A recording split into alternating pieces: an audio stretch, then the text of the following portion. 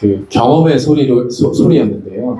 그 루터 선생님이 결혼하고 나서 지금 이거 결혼 전에 쓴 거 아니냐.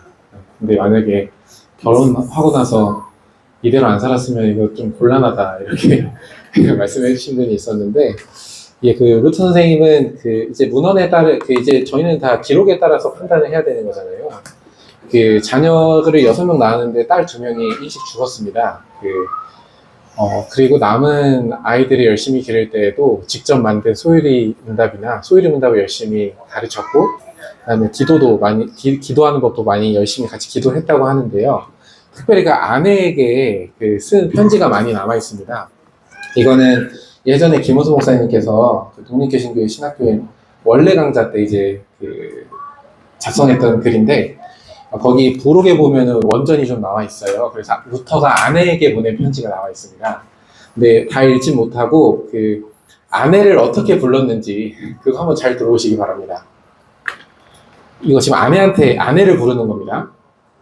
비텐베르크의 박사이자 설교자인 친절한 나의 사랑하는 주님인 캐터린 루터에게. 아내를 비텐베르크의 박사, 설교자, 그리고 사랑하는 주님, 이렇게 부르고 있거든요. 이 주님이 로드입니다. 진짜 우리가 생각하는 그 주님이에요. 그러니까 이 표현이 우리가 어떻게 판단해야 될지는 조금 더 신중하게 생각할 필요는 있겠지만은, 이 표현에서 한 가지 확실한 것은 있습니다. 아내를 엄청난 동역자로 생각했다는 거예요. 그래서 한 가지 루터의 생활상을 말씀드리자면은, 루터가 이제 비텐베르크의 교수였잖아요. 근데 집을 가보시면은 대학 바로 옆에 있어요. 근데 그 집이 굉장히 큽니다. 근데 그 집에서 매일 학생들을 이제 데려다가 밥도 먹이고 도와주기도 했거든요. 자, 그것은 루터 선생님이 고생을 했다는 얘기는 아니겠죠. 아내가 고생을 했다는 얘기입니다. 근데 아내가 생활력도 엄청 강해가지고, 거기는 이제 석회가 있으니까 물에 석회가 있으니까 맥주를 이제 또 마시잖아요, 일상적으로. 그래서 가정을 위해서도 이제 맥주를 잘 만들었고, 그리고 남은 맥주는 갖다 팔았습니다. 생계를 위해서. 그래서 루터 선생님이 많은 원래는 돈을 충분히 받을 수 있는 상황이었었는데 돈을 충분히 안 받았거든요. 그래서 생활이 그렇게 완전히 넉넉한 편은 아니었는데, 그 생활 안에서도 이 아내가 굉장히 생활력 있게 루터 선생님을 지지하고 같이 일을 했거든요. 그래서 루터 선생님의 결혼 후의 생활은 어떠했는가? 일단 이 글에서 나타난 거를 보면은 일단 남녀 관계에 대한 인식이 굉장히 현대적이잖아요. 근데 그거는 이제 이 호칭에서부터 벌써 입증이 되는 거죠. 아내를 정말 귀하게 생각했구나. 이렇게 생각을 할 수가 있고, 이제 곧 살펴보니 자녀 교육이나 여러 다른 문제에서도 그 가족을 굉장히 사랑한 분이었다고 합니다. 그래서 루터 선생님은요, 제가 이해하기로는 사람들과 숨쉰 목사님이고 신학자였거든요. 그래서 이 분의 말을 지금 이 글을 읽어보시면서 느꼈겠지만 추상적이지가 않습니다. 이거 다 삶에서 나온 얘기들이잖아요. 같이 숨쉬면서 말씀을 읽고 또 말씀을 전한 분이셔서 결혼 후에도 그러한 기조는 계속 유지됐다는 거, 이제 그것을 경험의 소리를 들려주신 누군가에게 답변을 드립니다. 예, 좋습니다.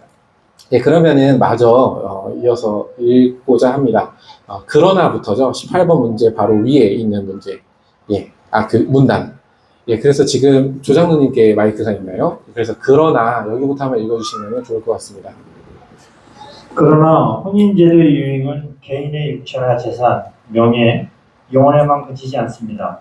혼인은 도시와 국가 전체에도 유익을 줍니다. 이는 혼인을 통해 하나님께서 내리시는 여러 가지 재앙에서 벗어날 수 있기 때문입니다. 우리는 음행으로 인해 가장 무서운 재앙들이 땅과 사람들에게 임했던 것을 너무나 잘 알고 있습니다. 창세기 6장 1절에서 13절에서는 바로 이 죄로 인해 온 세상이 홍수로 멸망당했다고 말합니다. 창세기 19장 1절에서 24절에서는 소돔과 고모라가 불로 멸망당한 것도 이 죄 때문입니다.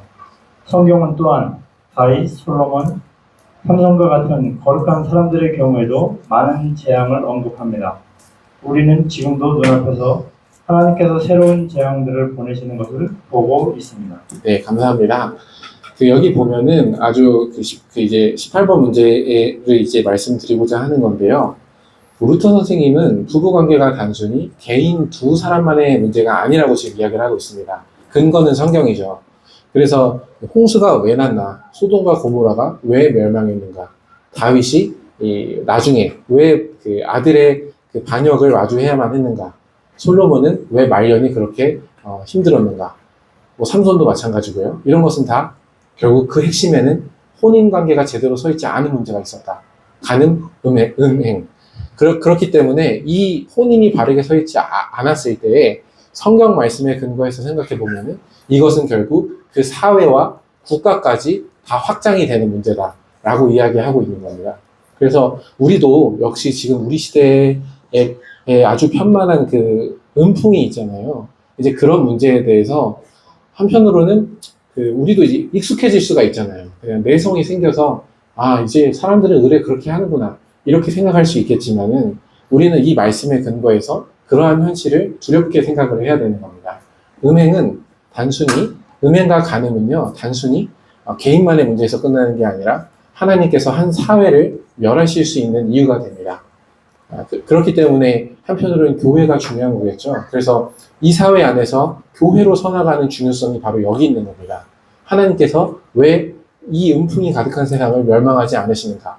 그건 교회 때문입니다. 우리가 잘 배운 것처럼요. 그러니까 우리가 교회를 이루는 그 중요성과 그 무게감에 대해서 잘 생각할 필요가 있다는 것을 지금 이 문단에서도 확인할 수 있습니다. 네, 이쪽으로 다시 넘어가 주시죠. 예, 그래서 마이크 읽어주시면 되겠습니다. 네. 많은 이들이 잠시 음행을 즐기고는 나중에 경건하게 살 수 있으리라 생각합니다. 하지만 사랑하는 형제여, 1000명 중 1명이라도 그렇게 성공한다면 정말 다행일 것입니다. 정결한 삶을 살고자 한다면 음행 없이 오직 하나님의 은혜로 혹은 혼인을 통해서 가능한 한 이른 시기에 시작하는 것이 좋습니다. 우리는 그들이 날마다 어떻게 실패하는지를 너무나 잘 보고 있습니다. 이는 미숙함에서 성숙함으로 자라는 것이 아니라 오히려 음란에 빠지는 것이라 불러야 마땅합니다. 이러한 환상을 만든 이는 마귀입니다. 그는 인생에서 한 번쯤은 바보짓을 해야 한다라든가 젊어서 안 하면 늙어서 하게 된다. 젊어서 성인, 늙어서 마귀라는 식의 저주받은 말들을 퍼뜨렸습니다. 이는 페렌티우스 같은 시인들과 다른 이교도들의 사상에서 비롯된 것으로 그들은 참으로 이교도처럼 아니 마귀처럼 말하는 것입니다. 예, 감사합니다. 여기 보시면은 우리는 다시 현대인 루터 선생님을 만나게 되죠. 그래서 지금 우리 사회에서 흔히 연애관이라는 말을 써도 될지 모르겠지만 거기에 대해서 교정을 지금 잡아주고 있는 겁니다. 그래서 19번 문제를 보시면은 연애 경험이 많아야 혼인 생활을 잘하는 거 아니냐 이런 생각을 할 수 있습니다. 이거 역시 지금 아까 루터 선생님이 이야기한 것처럼 경험의 문제를 굉장히 하나님 말씀보다 위에 올리는 생각이겠죠. 내가 많이 경험하면은 내가 더 나은 사람이 되지 않을까. 근데 여기에 대한 루터 선생님의 답은 많은 거를 줄 수 있지만 저는 이 표현이 매력적이었습니다. 그건 미숙함에서 성숙함으로 자라나는 것이 아니라 오히려 음란에 빠지는 것이다. 예, 이 한마디로 루터 선생님은 우리에게 이야기할 수 있을 것 같습니다. 예, 그래서 이거는 저의 개인적인 생각이지만요. 부부관계에서 서로 배우자를 대하는 방식은 사실 어머니하고 아버지에게서 배우는 것 같습니다. 그래서 연애를 많이 해봐야 남자와 여자를 어떻게 대하는지 아는 게 아니고 그거는 일부분이잖아요. 연애를 하도 하루 종일 만나는 것도 아니지 않습니까? 일상적인 남녀 관계나 배우자에 대한 태도는 가정에서 배우는 것이 아닌가라는 말을 개인적으로는 덧붙이고자 합니다. 예. 그래서 여기 보시면은 여기 마지막 문장 있지 않습니까? 그들은 참으로 아니 마귀처럼 말하는 겁니다. 이건 또 일관된 말이죠. 왜냐하면은 혼인 신분을 허무는 것이 마귀의 일이기 때문에 이러한 생각들 젊어서 좀 많이 만나보고 바보짓을 좀 해야 되는 거 아니야? 이렇게 이야기하는 것은 우리에겐 굉장히 자유를 주는 말 같지만 이것은 마귀가 이야기하는 것입니다. 이 말씀도 에베소서 2장 2절 말씀에 근거해서 우리가 받을 수 있을 텐데요. 1, 2절을 제가 낭독하면 그는 허물과 죄로 죽었던 너희를 살리셨도다. 그때 너희는 그 가운데서 행하여 이 세상 풍조를 따르고 공중의 권세 잡은 자를 따랐으니 곧 지금 불순종의 아들들 가운데서 역사하는 영이라.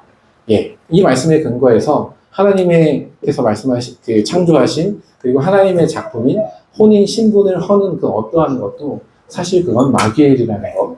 그래서 우리가 세상 일을 바라볼 때에도 우리에겐 웃고 넘어갈 수 있는 일이고 한편으로는 그냥 은연중에 받아들이는 그런 말 속에 누가 있는지 이런 것들 우리가 잘 생각할 필요가 있습니다.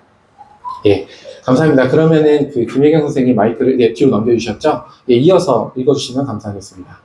사실 혼인을 거부하는 자는 결국 음행에 빠질 수밖에 없습니다. 이는 하나님께서 남자와 여자를 씨를 씨를 뿌리고 번성하도록 하셨기 때문입니다. 그렇다면 어째서 혼인을 통해 음행을 미리 막으려 하지 않는 것입니까? 특별한 은혜로 면제되지 않는 이상 인간의 본성은 반드시 씨를 생산하고 번성하도록 강요받게 되어 있습니다.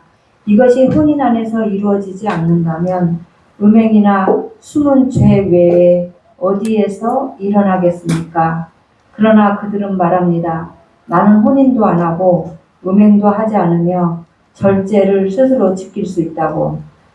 당신은 절제가 특별한 은혜 없이는 불가능하다는 사실을 듣지 못했습니까?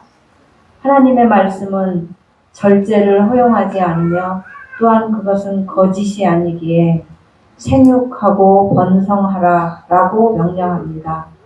당신은 열매 맺고 번성하라는 하나님의 제도에서 벗어날 수도 절제할 수도 없습니다. 그것은 하나님의 명령이며 그대로 이루어지는 것입니다. 예, 감사합니다. 이게 사실 그 어제 말씀드린 첫째 부분에서 한 내용이 요지거든요. 바로 그 첫째 부분, 우리는 세 번째 부분을 읽고 있는데 첫째 부분의 시작에서 이 내용을 이야기합니다. 넬턴 선생님 인식은 굉장히 현실적이고 심지어 노골적이기까지 하는 인상을 받잖아요. 하나님이 그렇게 창조하셨는데 당신이 참냐? 당신이 절제할 수 있어? 못한다. 그럼 결혼 안 한다는 얘기는 무조건 음행으로 간다는 얘기가 아니고 하나님의 특별한 은혜가 있지 않는 이상은 그거는 불가능한 얘기다 라고 지금 우리의 현실 인식을 바르게 시켜주는 겁니다. 예, 이어서 읽어주시면 감사하겠습니다. 그러나 혼인 생활에서 가장 큰 선은 모든 고통과 수고를 같이 있게 만드는 그것은 바로 하나님께서 자녀를 주시고 그 자녀들이 하나님을 경외하고 섬기도록 교육하라고 명령하신다는 사실입니다. 세상 전체를 통틀어 이것보다 더 고귀하고 값진 일은 없습니다. 하나님께는 영혼의 구원보다 더 소중한 것이 있을 수 없습니다.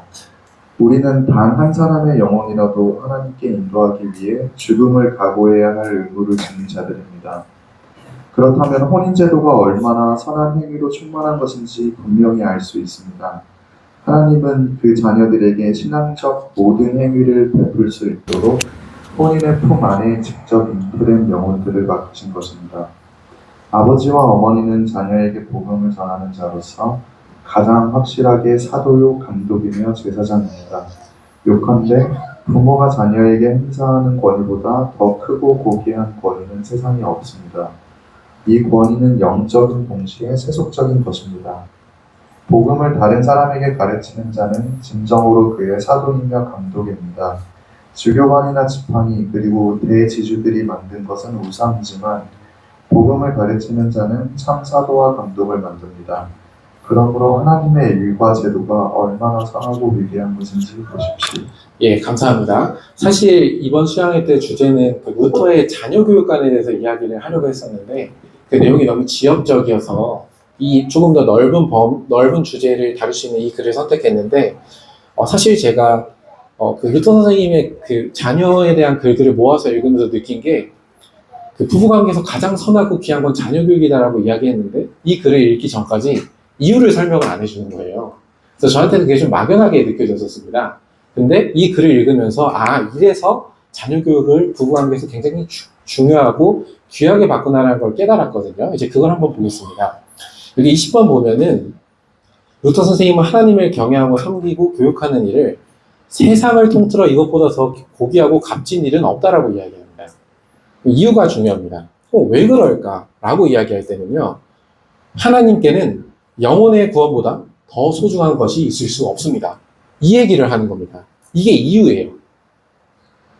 자녀 교육을 이야기하는데 영혼의 구원을 왜 갑자기 이야기할까? 왜 이것을 근거로 고귀하다고 이야기할까? 라는 생각을 이제 했을 때 이게 3번 문제입니다. 그러니까 루터 선생님은 결국 자녀 교육을요, 구원의 관점에서 바라보는 겁니다. 하나님께서 자녀를 맡기신 이유는 우리 저번 주에도 들었듯이 우리가 삶으로 하나님의 말씀을 증거함으로써 다른 사람을 하나님께로 인도해야 된다는 것이 우리의 일상의 선교가 돼야 된다는 것을 웨케이브 목사님을 통해서 잘 들었잖아요. 그만큼 이 신약의 교회가 그 주님의 대위임령에 근거해서 하나님의 백성들을 불러 모으는 건 굉장히 중요한 일이거든요. 근데 이 같은 논리가 자녀 교육에게 지금 적용되고 있는 겁니다. 그러니까 자녀 교육의 목적은 하나님께서 자기 백성을 구원하시는데 부모가 쓰임을 받는 겁니다. 그러니까 이 초점이 저는 굉장히 조금 개인적으로 신선했습니다. 그러니까 우리가 지금 가끔 가다 보면은 이제 교육학에서도 교육의 목적이 뭐냐라부터 이제 커리큘럼이 형성되고 이런 것들이 쭉쭉 나오는 거거든요.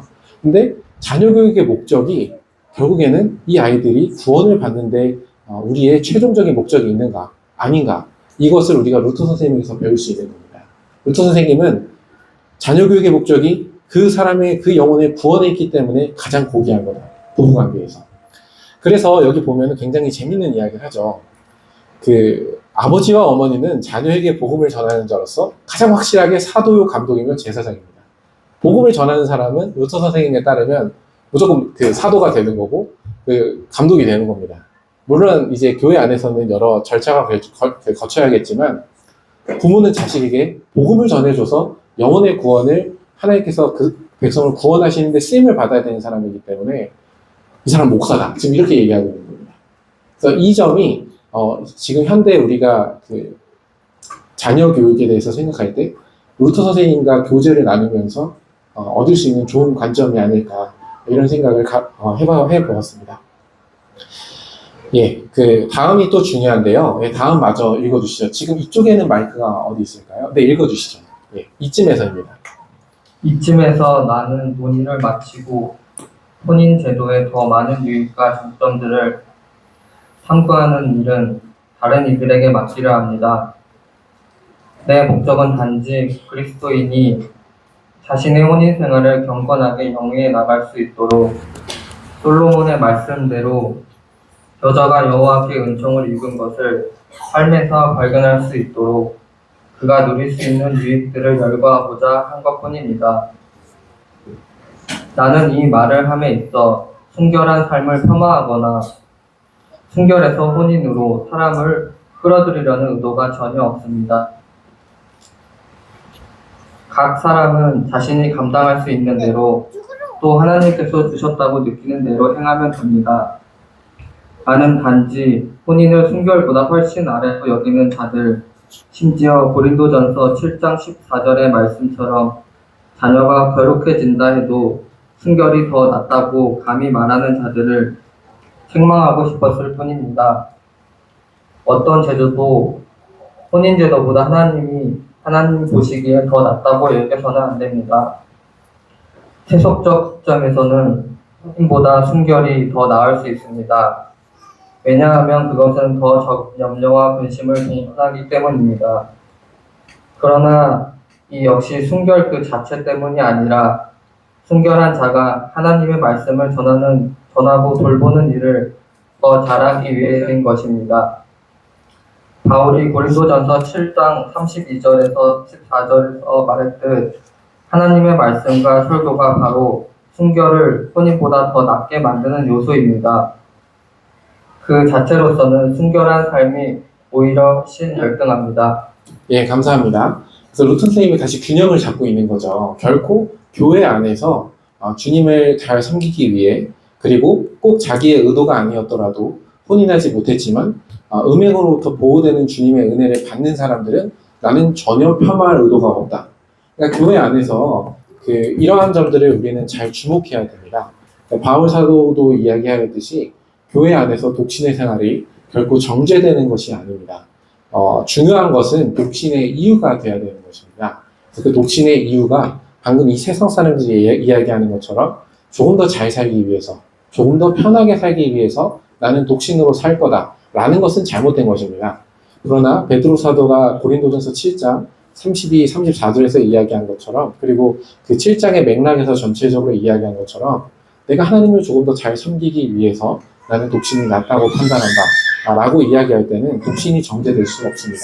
예. 그래서 이러한 것들을 그 루터 선생님이 같이 이야기하고 있다는 것, 결코 독신 생활을 폄훼하거나 정죄하기 위해서 이 글을 썼다는 게 아니라 혼인을 잘못된 이유로 폄하하는 사람들에게서부터 신자들을 보호하기 위해서 이 글을 썼다라는 거, 이 점을 같이 기억해 주시면 도움이 될 것 같습니다. 네, 그러면은 이어서는 다음 문단에서는 어떤 이야기가 나오냐면요. 혼인을 할 때 우리는 어떠한 일종의 경제관을 가져야 되나, 네, 이런 것들을 한번 생각해 보고자 합니다. 예, 이어서 이건식 선생님께서 읽어주시면 감사하겠습니다. 마지막으로 우리는 반드시 답변해야 할 크고 강력한 반대 이유 하나를 마주하게 됩니다. 많은 이들이 말합니다. 그래, 혼인이란 좋은 일이지만 내가 어떻게 생계를 꾸릴 수 있겠는가? 가진 것도 없는데 아내를 얻어 어떻게 살아가겠는가? 분명히 말하던데 이것이야말로 혼인을 방해하고 파괴하며 음행에 대한 주요한 핑계가 되는 가장 큰 장애물입니다. 이에 대해 나는 뭐라고 말해야 할까요? 이것은 하나님께 대한 믿음의 부족과 하나님의 선하심과 진리에 대한 의심을 드러냅니다. 그러므로 믿음이 없는 곳에서는 은행과 온갖 불행이 따르는 것이 결코 이상한 일이 아닙니다. 그들은 물질적 자원이 확실한지, 먹고 마시고 입을 것이 어디서 나올지 먼저 확신하려고 합니다. 마태복음 6장 31절. 그들은 창세기 3장 19절에 내 이마에 땀이 흘러야 식물 먹으리라는 말씀의 올가미에서 벗어나고 싶어 합니다. 그들은 일하고 싶어 하지 않는 게으르고 탐욕스러운 악당이 되고자 합니다. 그러므로 그들은 부유하고 아름답고 경건하며 친절한 아내를 얻을 수 있을 때만 혼인하겠다고 합니다. 어쩌면 누군가 그런 여인의 추상화를 그려줘야 할지도 모르겠습니다. 예, 감사합니다. 추상화를 그려줘야 된다는 건 현실에 없다는 얘기죠. 예, 여기 보면 우린 다시 현대인 루터 선생님을 만나는데 경제적인 이유로 나는 혼인하지 않겠다 라는 그 사람들에 대해서 이제 답변하기 시작하는 겁니다. 근데 여기서 우리가 이제 흥미로운 연결을 보는 게 제가 개인적으로 느끼기에는 나는 경제적으로 여력이 안 돼서 혼인을 할 수 없다. 물론 그것도 신중하게 봐야 되는 문제라고 생각해야 됩니다. 신중한 그런 문제라고 생각합니다. 근데 그런 생각을 가지고 있을 때 이제 기본적으로 우리가 같이 주의해야 될 게 뭐냐면은 우리는 이 경제관, 그러니까 경제적으로 조금 내가 생각할 때 아직 여력이 안 돼서 결혼을 못한다. 여기까지만 생각이 멈추는데요. 루터 선생님은 지금 한 발 더 나가고 있는 겁니다. 그러면 당신은 음행의 위험 가운데 있는 겁니다. 그러니까 사실 경제적 이유로 혼인하지 않는 거는 음행의 위험 가운데 그대로 있겠다는 생각과도 같은 거거든요. 그러니까 루터 선생님의 강조점은 계속 이 점에 있는 겁니다. 결혼하지 않으면 우리는 음행에서 자유로울 수 없다. 그래서 우리가 핑계를 경제적인 이유로 댄다고 하더라도 한 가지 사실은 변하지 않는다. 당신은 음행에 대해서 자유로울 수 없을 거다. 이렇게 이야기를 하고 있는 겁니다. 네, 그래서 이 연결을 우리가 잘 생각해야 된다는 거. 단순히 먹고 사는 문제와 혼인의 문제를 이 두 가지만 놓고 생각하는 게 아니라 플러스 원으로 그러면 우리는 음행의 위험에 빠진다. 이 점을 같이 생각해야 된다는 거. 이제 그런 것들을 한번 생각을 해야 된다고 생각을 합니다. 네, 이어서 읽어주시죠. 읽어주시죠. 예. 그런 이교도들은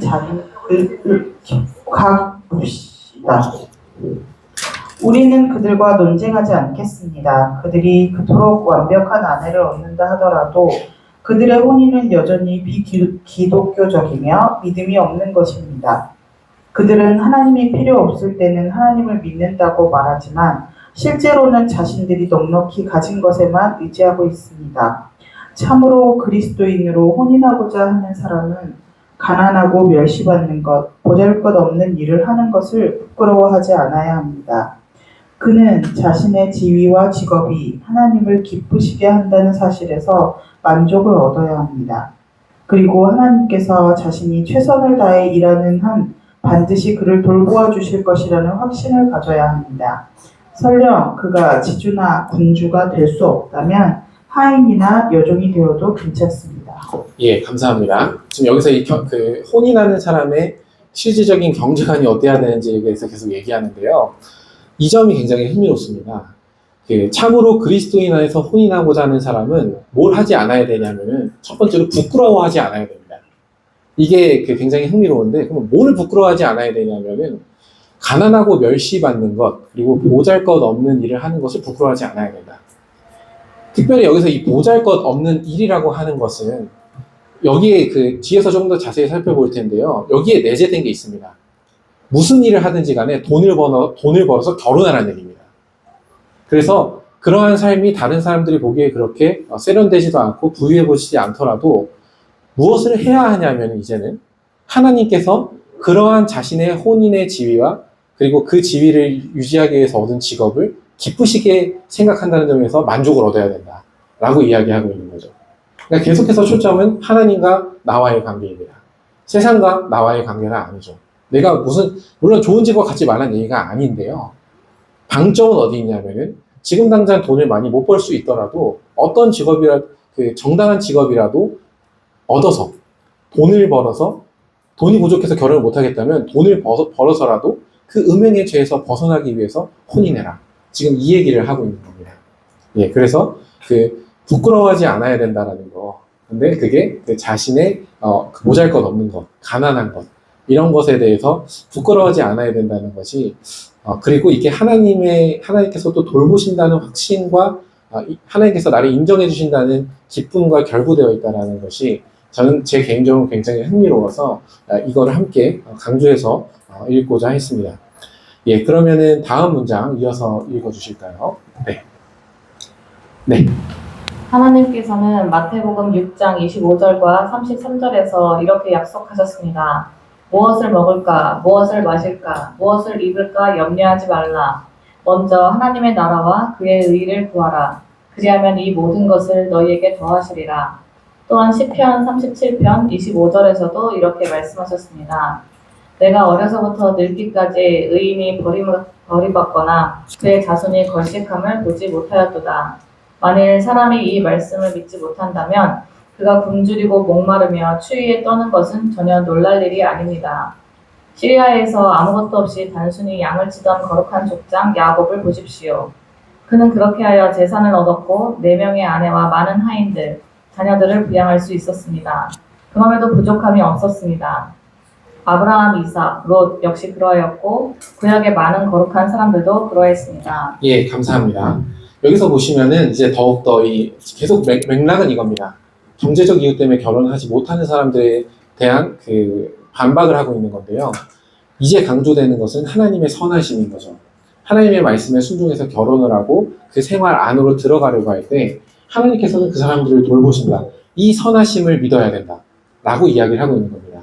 그러면서 이거는 루터 선생님의 개인적인 이야기가 아니라 야곱 봐라. 라반한테 도주했을 때 뭐 있었냐? 아무것도 없었다. 근데 그 야곱을 채워주신 것을 보고 그리고 또 야곱 외에 다른 족장들도 사실은 굉장히 원래 재산이 어느 정도 있었더라도 계속 불려주셨거든요. 이런 것들에 대해서 하나님 믿으면 잘 된다 이 얘기하는 게 아니라 하나님의 말씀에 따른 삶을 살아갈 때 필요한 것을 주신다. 하나님은 그렇게 선하신 분이다라는 것을 의심하지 마라. 이게 혼인을 해야 되는 사람, 경제적 이유 때문에 혼인을 주저하는 사람이 반드시 믿어야 되는 거다라고 이야기하는 겁니다. 그래서 그 다음 문단에서는 더 많은 예들이 있습니다. 그래서 이거는 창조까지 거슬러 올라가는 거예요. 근데 이거는 이제 한번 나중에 읽어보시면 될 것 같고요. 그 다음 박종희 선생님께서 이 모든 것, 한 문단 띄어서 이 모든 것을 요약하자면 이렇습니다. 여기 읽어주시면 감사하겠습니다. 대신에요, 여러분 모두 말씀드리는데 이 모든 것을 요약하면 이렇습니다라는 문단의 마지막, 그리고 하나님께서 있잖아요. 거기서 그 문장을 한번 고쳐야 됩니다. 하나님께서는 저 세상에서라고 되어 있는데 그것을 지우시고 혼인 안에서라고 고쳐주시면 되겠습니다. 제가 문장 하나하나 확인하면서 확인을 했는데 제가 다시 확인하는 과정에서 이 문장은 오역이 됐습니다. 그래서 혼인 안에서라고 고쳐주시면 감사하겠습니다. 네, 고쳐주시고 읽어주시면 될 것 같습니다. 이 모든 것을 요약하자면 이렇습니다.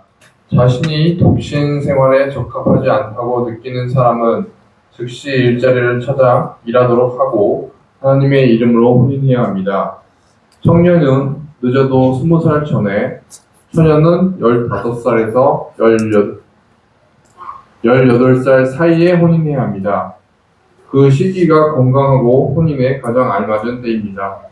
자녀를 어떻게 먹이고 살릴지는 하나님께 맡기십시오. 자녀를 만드시는 분이 하나님이라면 그들을 먹이시는 분도 하나님이심이 틀림없습니다. 하나님께서 당신을 높여주시지 않는다면 당신에게 그리스도인의 혼인을 허락하신 것으로 만족하십시오. 그리고 하나님께서 혼인 안에서 당신을 높여주실 것임을 알고 그분의 선물과 은혜에 감사하십시오. 예, 감사합니다. 여기 이 문단이 지금 제가 방금 말씀드린 현대인의 사고를 완전히 뒤집어 놓습니다.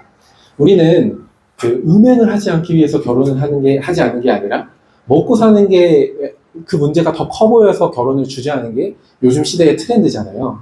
근데 루터 선생님은 지금 그걸 거꾸로 뒤집어 놓은 거죠. 음행을 하지 않기 위해서 일을 찾아라. 지금 이렇게 얘기하고 있는 겁니다. 그래서 하나님께 죄 짓는 거를 훨씬 더 크게 보는 거예요.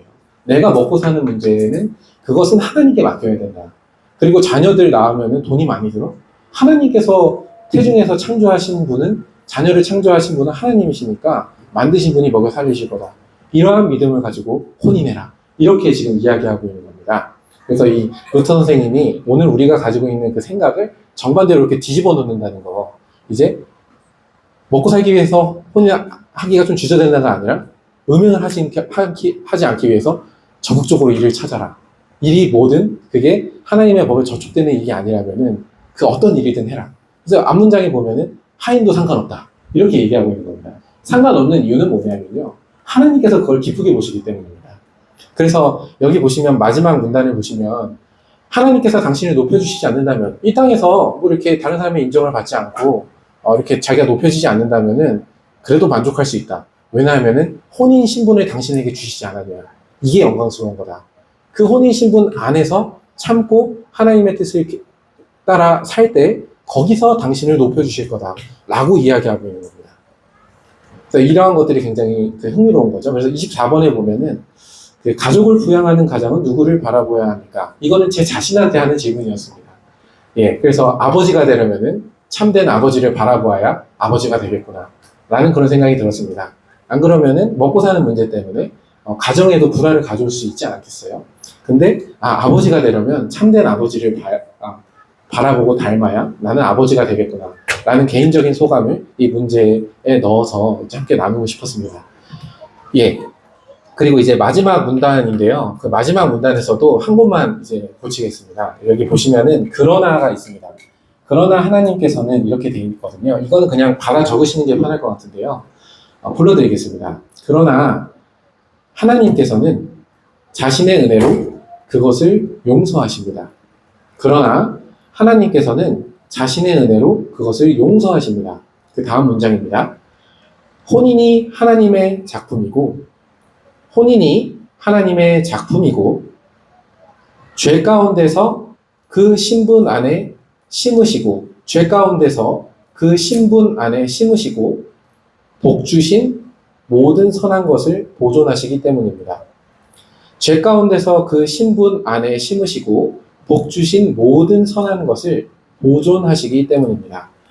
예, 다 받아 적으셨을 줄로 알고 한 번만 더 말씀드리겠습니다. 처음부터요. 그러나 하나님께서는 자신의 은혜로 그것을 용서하십니다. 혼인 신분이 하나님의 작품이고 죄 가운데서 그 신분 안에 심으시고 복 주신 모든 선한 것을 보존하시기 때문입니다. 예, 감사합니다. 예, 그러면은 마지막 문장을 성지 선생님께서 다시 한번 읽어주시면 감사하겠습니다. 네.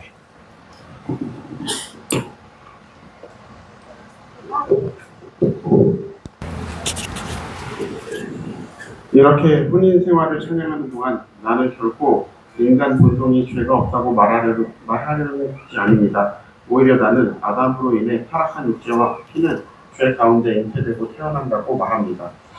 성행위는 결코 죄 없이 이루어지지 않습니다. 그러나 하나님께서는 자신의 은혜로 그것을 용서하시며 혼인이라는 제도를 통해 죄 가운데서도 그것 안에 심으시고 복 주신 모든 선한 것을 모존하십니다. 예, 감사합니다.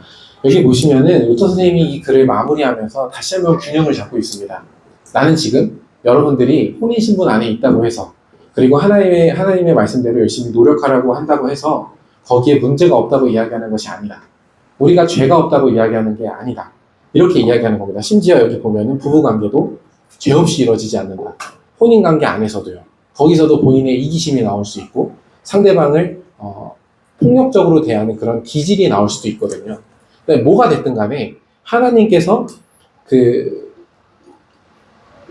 제정하신 이 혼인 신분 안에서 우리의 죄는 있다. 오염되어 있다. 인정한다.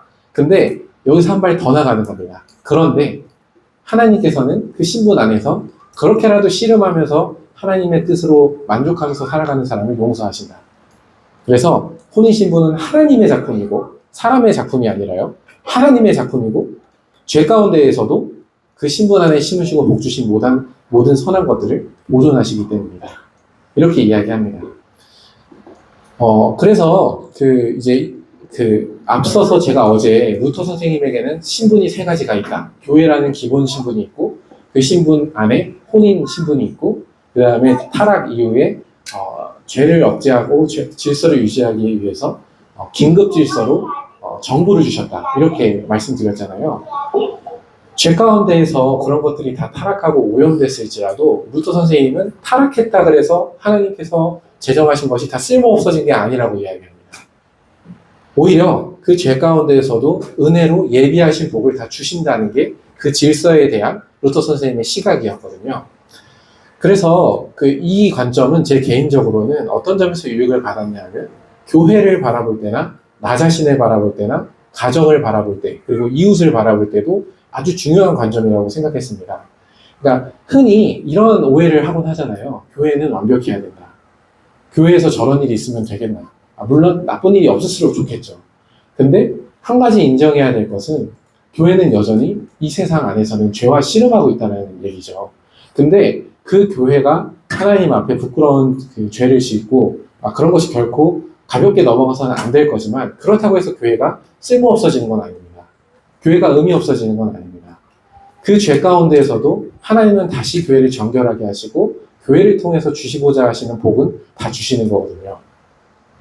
혼인신분 안에서도 마찬가지 아니겠습니까? 상대방과 나의 죄로 인해서 그 관계가 많이 안 좋아질 수 있는 것은 일어날 수 있는 일입니다. 그러나 하나님께서는 여전히 그 혼인 신분을 자신의 작품으로 여기시고 그 관계를 기뻐하십니다. 그러면은 거기서부터 다시금 하나님으로부터 만족하면서 그 관계를 다시 시작해 나갈 때 하나님은 그것을 기뻐하시고 그 혼인 관계 안에서 예비하신 복을 주실 것입니다. 이게 루터 선생님이 현실을 바라보는 감각입니다. 죄를 부정하지는 않지만 그렇다고 한 죄 때문에 하나님의 은혜가 가려진다고 생각하지는 않습니다. 죄를 이기는 거죠. 예, 그래서 마치는 말로 제 개인적인 소감을 이 글을 읽은 제 개인적인 소감을 말씀드리면서 마치고자 합니다. 종교개혁의 5대 표어가 있습니다. 그 중에 하나가 오직 성경이에요. 그래서 저는 그 말을 이제까지 굉장히 좀 도식적이고 딱딱한 명제로 이해했던 것 같습니다. 그래서 어떤 잘못한 사람들이 있으면 그 성경에 그 성경을 보고 너 이거 틀렸지 이러면서 우리는 잘못을 지적하면서 하나님의 진리를 가지고 있는 사람이다. 이게 종교개혁에서 말하는 오직 성경이었을까? 이런 생각을 저는 가지고 있었던 것 같습니다. 근데 루터 선생님의 글을 읽었을 때 제 개인적으로 느낀 거는요. 오직 성경 안에 그 기쁨과 만족이 있는 것을 봤어요. 혼인신분도 하나님의 말씀에 따라서 이거 하나님께서 제정하신 거다. 그러니까 선한 거다. 그러니까 그 안에 있는 고난도 선한 거다. 라고 이야기하고 있는 거거든요. 그래서 고난 가운데에서도 기뻐할 수 있는 힘이 하나님의 말씀에서 나옵니다. 그것을 철석까지 믿는 거거든요. 하나님이 말씀하셨어? 선한 거야. 좋은 거야. 이렇게 되는 거거든요. 그래서 종교개혁을 한 이 루터 선생님도 협심증으로 돌아가셨거든요. 그러니까 그 말은 그 종교개혁이 그분한테는 육체적으로는 엄청난 스트레스였다는 얘기입니다. 그게 가벼운 일이 아니었다는 얘기죠. 근데 그 가운데에서도 하나님의 말씀에서 오는 양심의 평안과 확신, 그리고 기쁨을 누리면서 개혁을 해 나갔다라는 것. 저는 이게 조금 인상적이었습니다. 그래서 이 오직 성경이라는 그 말이 굉장히 저에게는 이제 부드럽고 실천적으로 다가왔습니다. 그래서 개혁은 하나님의 말씀을 즐거워하면서 하는 거구나. 물론 여기서 루터 선생님이 마주한 이교도들의 사상, 결혼하면 하나도 즐거운 게 없어. 돈 없는데 결혼 어떻게 해? 이런 생각도 마주하고 있고, 교회 안에 잘못된 생각, 결혼하지 않는 독신 생활이 제일 좋은 거야. 이런 것에 다 반대하면서 논박을 해나가야 되는 피곤한 삶도 있지만, 루터 선생님 자신이 혼인을 즐길 때, 그리고 혼인 자체의 긍정적인 면을 생각할 때는 그 안에는 평안과 기쁨과 만족이 있었다라는 거. 그래서 개혁에는 이 점도 있었다라는 거. 만족과 기쁨. 그거를 제 개인적으로 깨달아서 개혁은 사람 냄새가 나는 거였구나 라는 그런 생각이 좀 들었습니다. 그래서 이렇게 말씀드리면서 기도하고 마치도록 하겠습니다.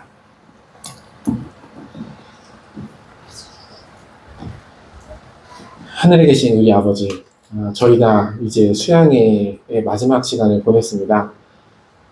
특별히 루터 선생님의 글을, 혼인 친분에 관한 글을 처음부터 끝까지 읽으면서 저희가 어떻게 하나님의 말씀을 생각해야 하고 그 안에서 무엇을 느끼면서 살아가야 하는지를 알려주셔서 감사드립니다. 하나님의 선하심을 확신하는 가운데 하나님께서 명하신 일이라면 그것이 고난을 수반한다고 하더라도 선한 것이라는 확신을 가지고 저희가 삶을 살아가게 해주시기를 구합니다. 저희의 삶의 모든 결정이 하나님의 말씀을 보증으로 삼는 삶이 되게 해주셔서 그 삶의 모든 행보가 어떤 어려움이 오더라도 고난 가운데서도 평안을 찾고 괴로움 가운데서도 즐거움을 찾을 수 있는 그러한 그리스도인의 삶으로 살아가게 해주시기를 구합니다. 혹시라도 가정 안에서 어려움을 갖고 있는 주님의 백성들이 있다면은 주님께서 더욱 그 자녀들에게 허락해 주신 혼인 신분에 복을 주시기를 구합니다. 그래서 그 복 가운데서 상대방을 바라보기 이전에 그 혼인을 기뻐하시는 하나님을 바라보면서 서로를 용서하고 그러한 용서 가운데서 서로를 더욱더 사랑하고 품어주는 대로 나아가게 해주시기를 구합니다. 이러한 가정 가운데서 주님께서 주신 자녀들이 주님께서 예비하신 구원의 복을 부모를 통해 받을 수 있게 해주시기를 구합니다.